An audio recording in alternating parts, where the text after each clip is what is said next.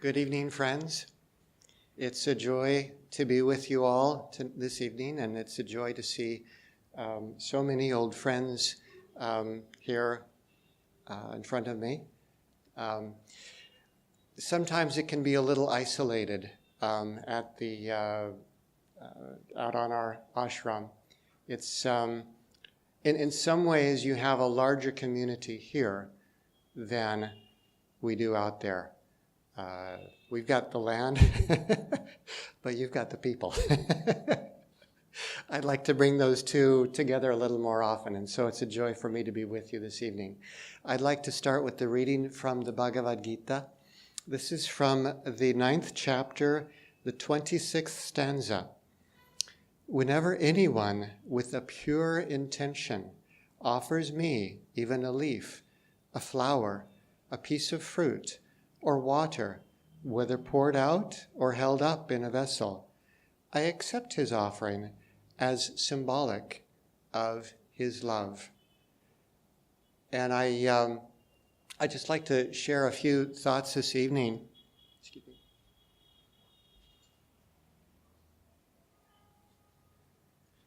On one of the things that I like about this particular verse, and a lot of the verses in the Gita, is that God is just so accepting.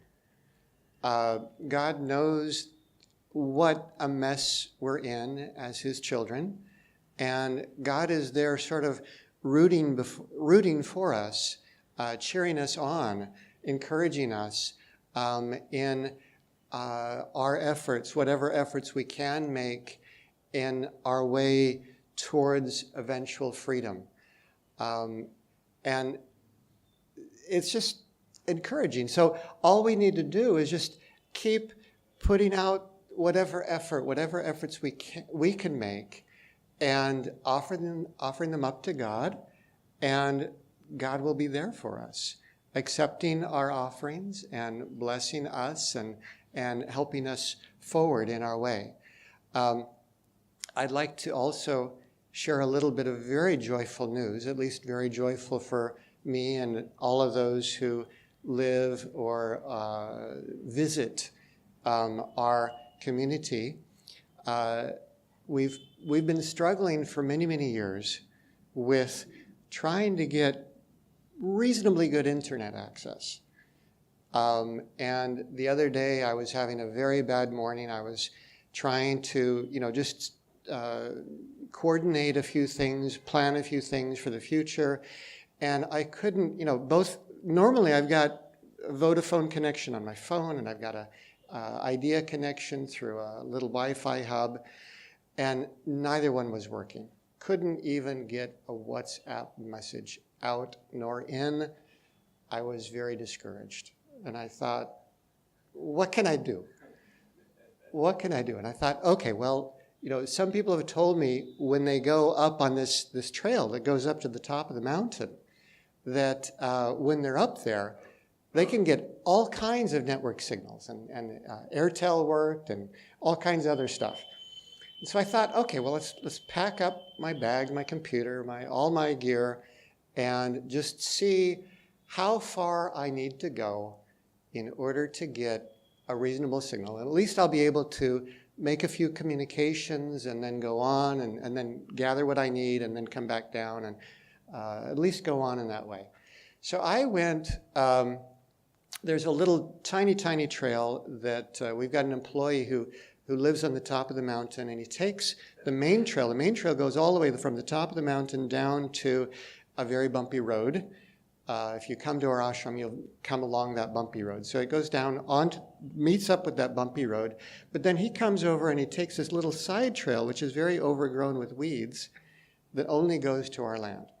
And so I made it on that little side trail up to the junction where it connected with the main trail. And I thought, well, I've got a pretty good view even from here. Let's just see how things are going. And I turned on the 4G, or I turned on this Wi-Fi hub. And, normally where we are, we're getting 2G, and usually it's not even 2G. It's not even, that morning it was like 0. But to my surprise, I saw something called LTE, and I never even heard, what is that? And then I tried it, and I was getting 4G speeds. And I was only up a couple hundred feet. And this is like a major breakthrough. It's like all along, we were sitting there in this little pocket of 2G isolated, can't talk to anyone speeds, and just very short distance above us, waiting for our discovery, was this 4G super mega bandwidth. And I clocked 14 megabits per second for those techies out there. I mean, that's huge, huge. And thinking about this the last couple of days, I've been thinking, this is like analogous to our lives and where we are, you know, and I'm used to like a little tiny trickle of divine joy in my life. And maybe it's all about my own attitudes and orientations and, oh, I've got to do this and I've got to do that and I've got to do that. And we're a little short-staffed, so there's a lot of got-to-dos and not that many people to do them all. So that by the time I'm done with all the got-to-dos in one day, it's like, oh, there's hardly time for this, hardly time for that, hardly time to do anything else. And, you know, try to make a little meditation and so on. So I'm used to like a little trickle of divine joy in my life.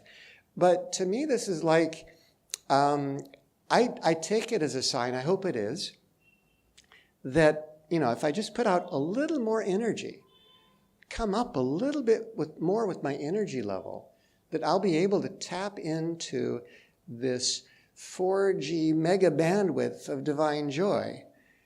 And, you know, I know that Swamiji was connected to that mega bandwidth of divine joy all the time. I mean, the last years of his life, he was always in joy. And he couldn't contain it. One day he was out, there's a lovely little spot where he would take a short walk. It was mostly level, that would go from his house to this little place, this little gazebo thing. And he would be served chai and tea, or look at the view and go back and forth a few times, get a little exercise, and while he was there resting one day, this bird flew by and needed to relieve itself just at the wrong moment, and Swamiji ended up with this splash of not very pleasant stuff right on his face. And he just thought it was so funny. It just did not perturb his joy level at all. And so that's where the saints are. That's where we could be. I know we could be there. You know, I get trickles of that now and then in my life. There's a story, of course, when Swamiji was expelled from the organization that he dedicated his life to serving. First he dedicated his life to serving his guru. And then when his guru left his body, he thought, well, at least I can serve this organization, my guru's organization. Yogananda started this organization. At least I can serve that the rest of my life. And then people, there was, it's a long story, not worth getting into, but people in that organization threw him out, said, you know, a lot of nasty things to him. It was a very dark period for him. And yet people said, in meeting him, he did a few things. He did some chanting, a few discourses, and they said that what we got from you was this feeling of joy. And Swamiji thought, joy? I mean, on a superficial level, in the circumstances of his life, he couldn't see any joy.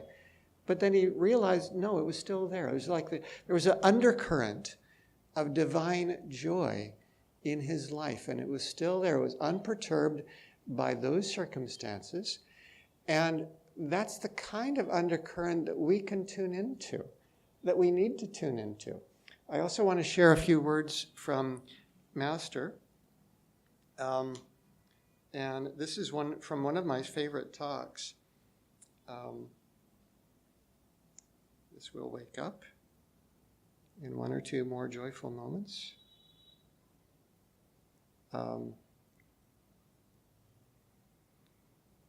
This is not tapping into the high bandwidth joy here.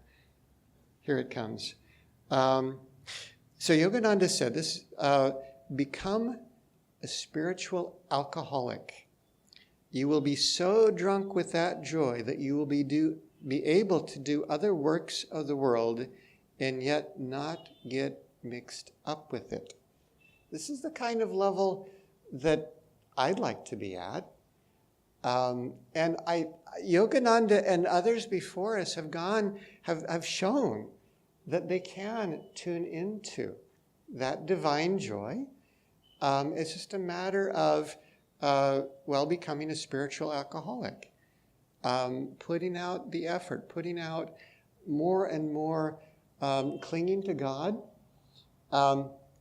One thing that I can say with great sincerity is that, despite all the long lists of gotta-dos in the day, I still have a real yearning for God. And actually, the more that yearning is frustrated with not so much time left for meditation, the more that is an unfulfilled yearning, and it becomes an even stronger yearning.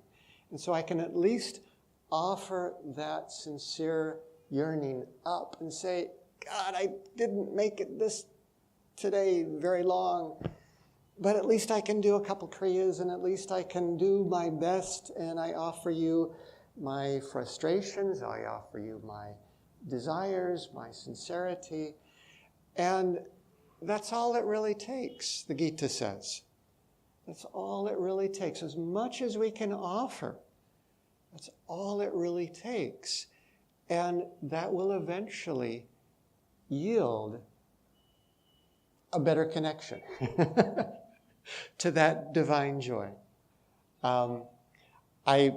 In days after I made that discovery, I thought, okay, well, because I was off the land to get up to this high spot, and I thought, well, let's go to a spot. There's some water tanks above there's an old women's monastery. Some of you know where that is. So I made it to on top of the water tanks, but this is right after monsoon, and no one had gone that direction in a long, long time. So I was hacking through weeds that were like this tall, and hacking through a long ways to get where I needed to go. I knew the path. I'd been on that path many, many times, and it was just a real struggle. And then this morning, in fact, as I was walking up to Swamiji's house for morning meditation, I saw a bunch of langurs, big monkeys. And those monkeys were, they come down and they nibble on these seed pods that are on the trees. And when people come, they run off. And they were running from tree to tree like at top speed. And I was thinking about all the slow plodding through my underbrush, pulling out the prickles, and I'm still pulling out the little thorns that have stuck in my clothes. And they're just soaring along quickly. And I thought, well, they're made for that. But they're made for running quickly through trees, but what am I made for? I'm made for divine contact. All of us were made with this image of joy, or with this all of us came from divine joy. All of us will eventually merge back into divine joy. It reminds me also of a woman I met on a plane. We had a very brief conversation. She found out that I taught meditation. And she said, "Oh, meditation.